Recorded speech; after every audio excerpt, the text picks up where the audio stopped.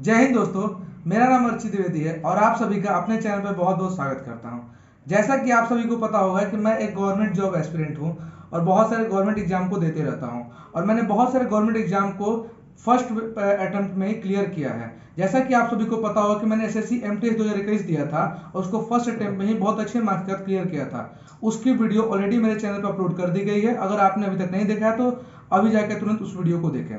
Second चीज, मैंने SSC CHSL 2020 का भी एग्जाम दिया था और पहले ही अटेम्प्ट में मेरे 150 प्लस मार्क्स आए थे। और मैंने कैसे तैयारी की थी, क्या किया था, इस वीडियो में मैं उसी की बात करने जा रहा हूं, क्योंकि अगले महीने से एसएससी सीएचएसएल की एग्जाम की डेट आ चुकी है जो कि 24 मई से 10 जून को होने वाली है। तो बहुत सारे कैंडिडेट्स के मन में रहता है कि सर हम तैयारी कैसे करें, एक महीने में मॉक्स कैसे दें, कौन कौन से बुक्स फॉलो करें और क्या क्या करें। तो ये सारी बातों को आज मैं इस वीडियो में डिस्कस करने वाला हूं। तो आराम से इस वीडियो के एंड तक बने रहिएगा, आप लोगों को सारी बातें बहुत ही डिटेल में समझा दी जाएंगी।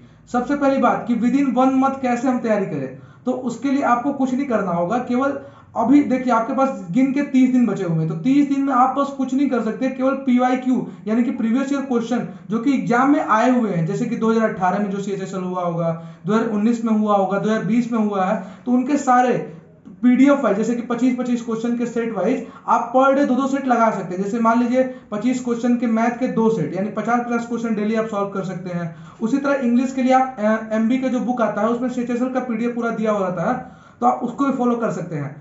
सेकेंड चीज, अगर मान लीजिए अगर उसको आपको सॉल्व करने में प्रॉब्लम आती है तो आप उसका सोल्यूशन यूट्यूब पे भी देख सकते हैं, क्योंकि अब आपके पास टाइम नहीं है कि आप कोई बढ़िया सी बुक जैसे कि राकेश यादव है, चाहे गगन प्रताप है, चाहे कोई बुक अब बैठ के आपको सॉल्व करने का टाइम नहीं बचा है। अब आपके पास केवल उतना है कि आप बस प्रीवियस ईयर क्वेश्चन का प्रैक्टिस करें ताकि आपको पैटर्न समझ में आए।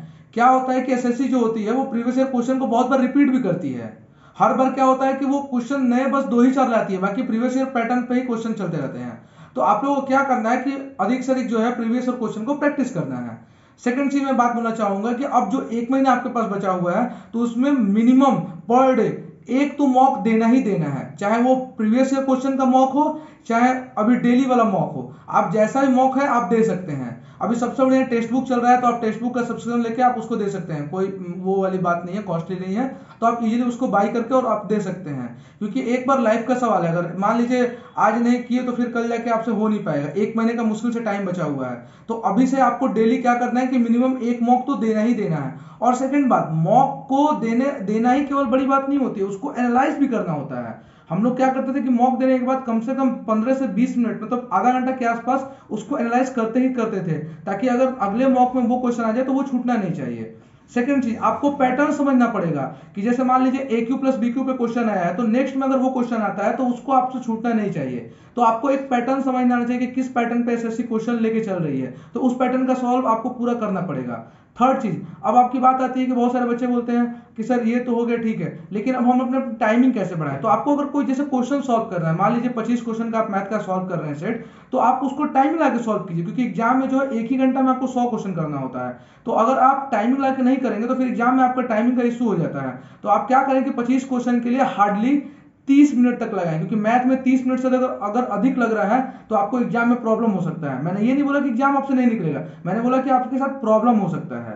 क्या पता आपका शिफ्ट आसान हो तो आप उसे कम में भी बना सकते हैं, लेकिन 30 मिनट मैक्सिमम होना चाहिए, क्योंकि उससे ज्यादा अगर आप देंगे तो फिर और भी सेक्शन है आपके। रीजनिंग भी आज के डेट में एसएससी की बहुत अच्छी पूछी जा रही है, तो आपको उसके लिए भी टाइम बचाना पड़ेगा एग्जाम में। इंग्लिश भी होता है, जीके भी होता है, तो आपको क्या करना पड़ेगा कि एक टाइमर लगा दीजिए कम से कम 30 मिनट का, उसको बैठ के आप 25 मिनट का मैथ का क्वेश्चन सॉल्व कीजिए और उसको सॉल्व कीजिए एक बार। और अगर मान लीजिए किसी क्वेश्चन में आप फंसते हैं तो उसको उसी टाइम पे सॉल्व मत कीजिए, उसको छोड़िए और आगे बढ़िए।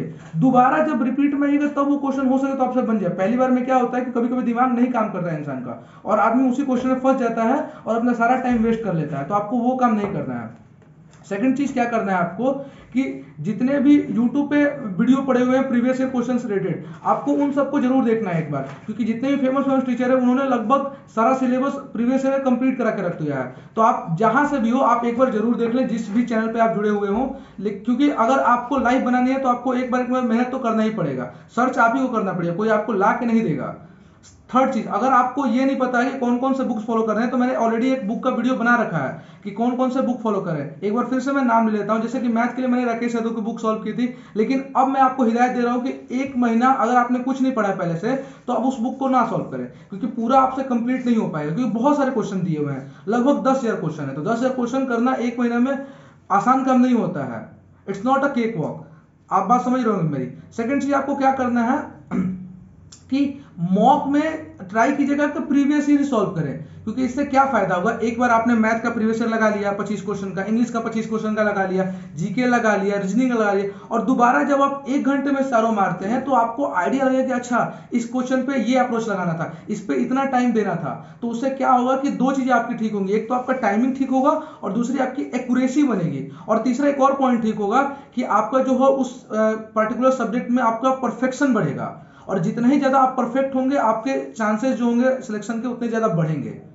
बात समझ में आ रही। तो मैंने भी यही स्ट्रेटजी अपनाई थी, मैंने भी पीआईक्यू सॉल्व किया था, मैंने भी अधिक से अधिक क्या किया था कि टेस्ट दिए थे। और एट द एंड आपको क्या करना है कि आपको जब मान लीजिए 15 दिन बचे रहेंगे तो आपको पर डे 2 मॉक स्टार्ट कर देना है सॉल्व करना, और 2 मॉक। और एक और चीज, आपको कोई चीज नई नहीं पढ़नी है। अब जैसे बहुत सारे लोग अब बोलते हैं कि ये मेरा छूटा हुआ है तो मैं ये पढ़ लूंगा, मैं वो क्लास देख लूंगा, ये हो जाएगा वो हो जाएगा। लास्ट टाइम पे कुछ नहीं होता है, जो आप पहले से पढ़े हुए हैं उसी का बस रिवीजन कीजिए, उतना इनफ होता है।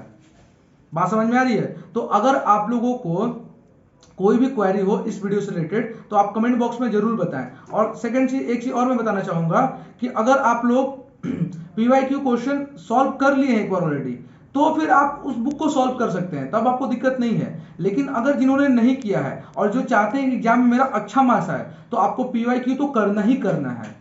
क्योंकि क्या होता है कि एसएससी जो होता है प्रीवियस ईयर पैटर्न को ही रिपीट कर देती है। जनरली 25 क्वेश्चन में से 20 क्वेश्चन तो प्रीवियस ईयर ही रहता है, लेकिन आपको पैटर्न तो पता होना चाहिए ना।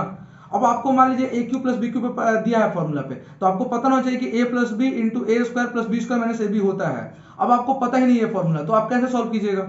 उस समय आप बेसिक तो बनाने नहीं बैठ जाइएगा ना, कि आप नंबर रख रहे हैं कि 4+1 दिया है कि 3+2 दिया है, तो उस टाइम पे आपको फॉर्मूला पता होना चाहिए।